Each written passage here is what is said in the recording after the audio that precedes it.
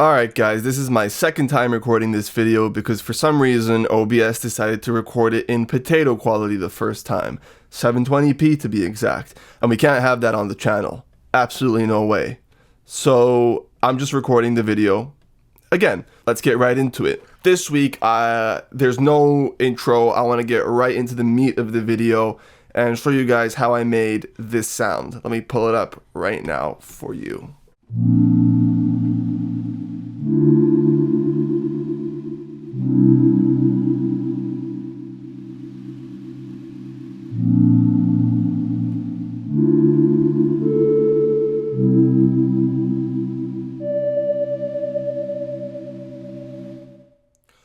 So as you can hear, it's a very simple sound that uses a couple of interesting techniques that I want to go over with you today.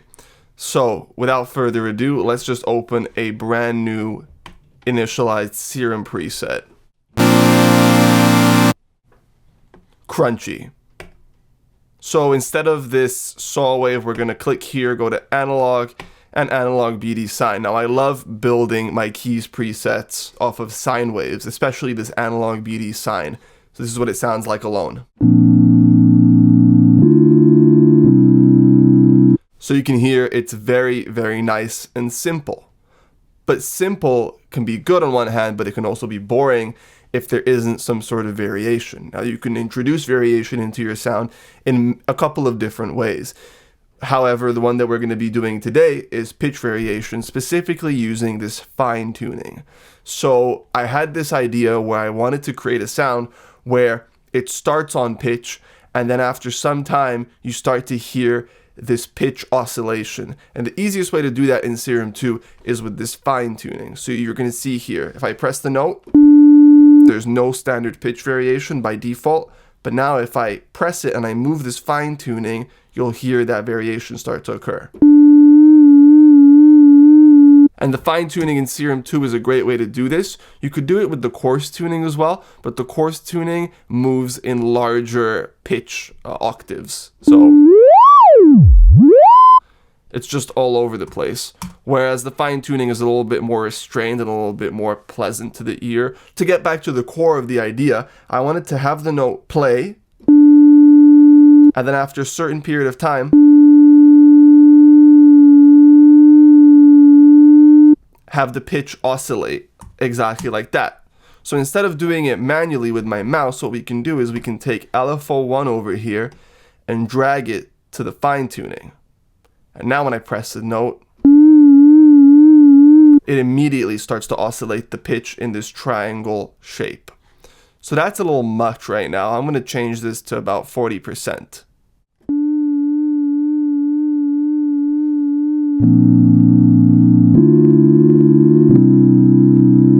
And immediately it sounds much more alive. This is a very simple way to make your keys sound more analog, right? Is introducing that pitch variation. But now the pitch variation occurs right when I press the note. And I don't want it to start doing that right when I press the note. I want it to start doing that after a certain period of time. So what I'm going to do is I'm going to go to my matrix, and over here it just outlines exactly what we did. LFO1 is modulating the A fine tune, oscillator A is fine tuning. But it's happening immediately, and I don't want it to happen immediately. So I'm going to go to LFO2 here, and I'm going to take this point and move it all the way to the right, and I'm going to create a little bit of a curve. I'm going to set it to envelope mode, and then I'm going to set the rate to half a bar. And it's half a bar because I have BPM selected right here. So that's going to correspond to the BPM of my DAW. And then what I'm going to do is I'm going to take LFO2 and drag it to this aux source setting right here. So what that's saying is that this LFO2 now controls this pitch oscillation that's going on. So now it sounds like this. Let me move my mouse so you can see.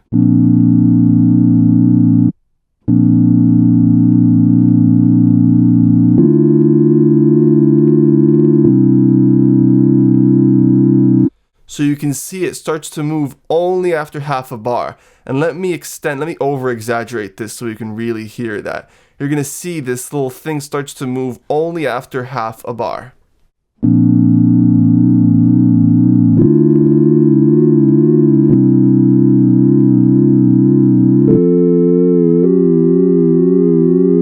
That's really cool. Now it's a lot because I've set it to almost 100%, but let's restrict it to about 40%.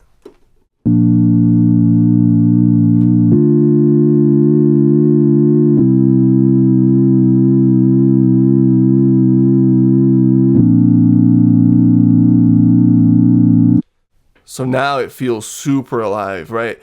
The initial transient is completely in tune, but then as time goes on, it starts to go out of tune. And I think that's a beautiful way to go about making pitch variations for your synthesizer presets. Now, the LFO here for LFO 1 is set to a quarter note right now. We can actually speed this up so that the beating is faster. Right now it's pretty slow, it's a quarter note. I've changed it to a 16th note now and it sounds like this.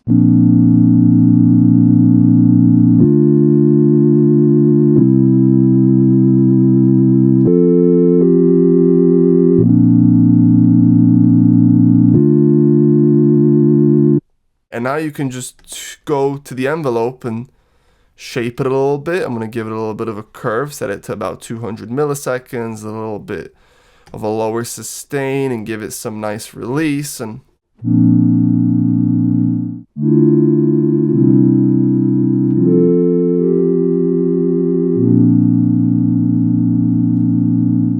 right? Maybe even that's a little bit much. I don't know. You can always change how much you want it to be out of tune by moving this slider here.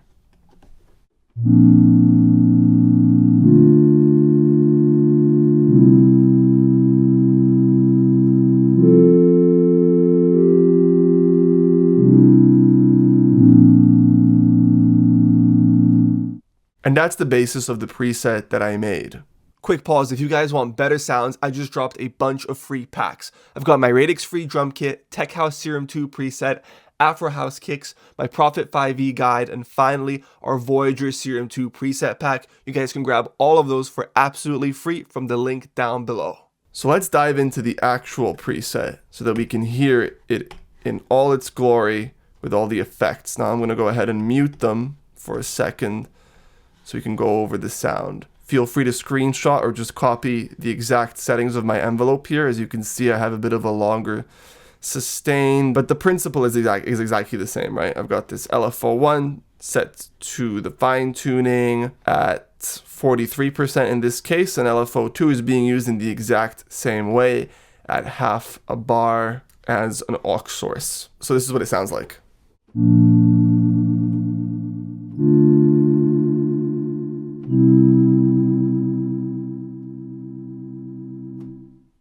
Beautiful. And now we have the introduction of some noise. I chose to go to analog, J106 chorus, and then I turned on the filter and enabled it just for the noise, and I'm basically cutting the noise at around 5K to eliminate some of those harsh top end frequencies.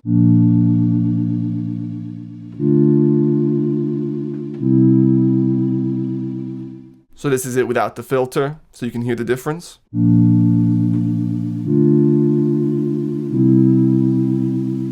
Way more unpleasant high end. I wanted to warm up that noise, so that's why I'm cutting it at 5K over here. And I'm doing an interesting thing over here where I'm using a very similar LFO shape as the one we used for LFO2, except this time I actually set it to hertz and set it to 0.3 hertz, which is quite slow. And then I mapped that to the level of the noise. So that way we start off with less noise on the initial hit, and then as time moves on, we get more noise. So have a listen to that.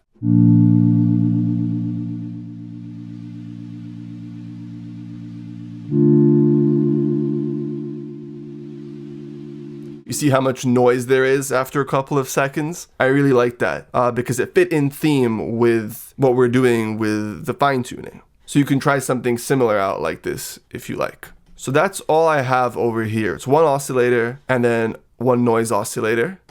So let's go into the effects and see what we have here. We've got delay set to normal, 81 milliseconds tied to both the left and the right channel. Got the feedback set to 62%, and as you can see here, I'm cutting a little bit of the low end and a little bit of the high end with the mix set to about 35%. So what that's doing is it's adding a little bit of stereo width.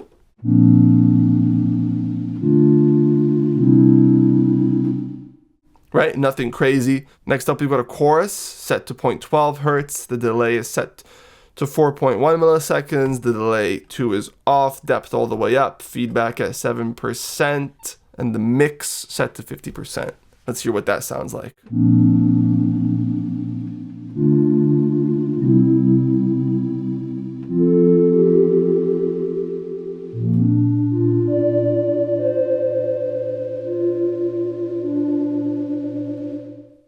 So as you can hear, that's a big part of the sound. I think that these sine wave pad sounds benefit a lot from chorusing if you want them to be spaced out. Next up, we've got distortion. I've got it set to downsample mode over here with the filter off, drive set to almost 60%. And then the mix is doing the exact same thing as the noise. So on the initial hit, we have no distortion, but as time moves on, you start to hear that distortion. So let's hear what that sounds like.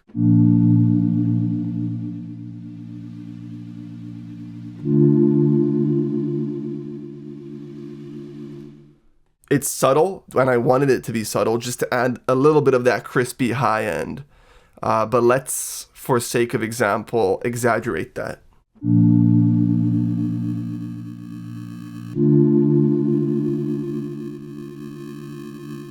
So you can hear that nice distortion coming in. That's a bit much for my taste, but I wanted to illustrate the point. Finally, we've got a flanger. Rate is set to 3.78 hertz, depth almost all the way up, 95%, feedback at 58%, phase at 180, mix set to 52%, and this is what it sounds like.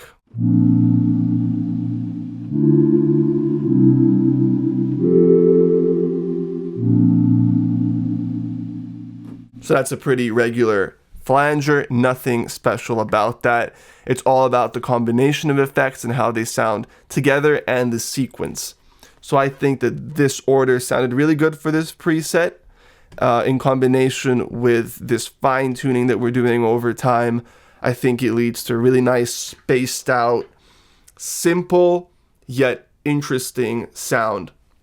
And that's what I'm going with a lot of my presets for this liminal sounds preset pack. I want it to be simple, usable, CPU light, but also have a lot of personality in them. And so I'm trying to use a bunch of these techniques to achieve that.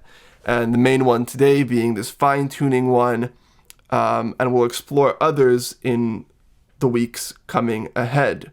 I'm planning on doing a sound design video for every single sound that I make. There's going to be a bunch of presets to go through, a bunch of techniques. So please let me know if you enjoyed this week's video and this week's technique.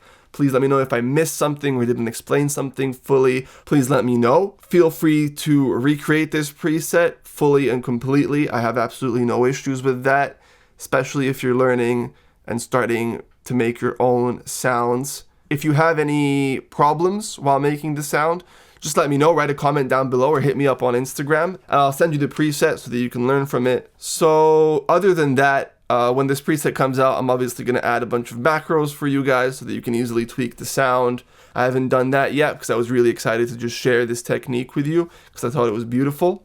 So yeah, thank you very, very much if you made it to the end of the video. I really, really appreciate it. Can't tell you how much your guys' support means to me. All the nice comments. It means the world to me, especially because I'm just starting out. You know, any little bit of support means the absolute world to me. I hope you really enjoyed these videos because I really enjoy making them. And thank you for sticking around on my sound design journey. I hope to do many more of these videos as I make my preset pack, which will come out soon this year. And yeah, thank you for the support as always.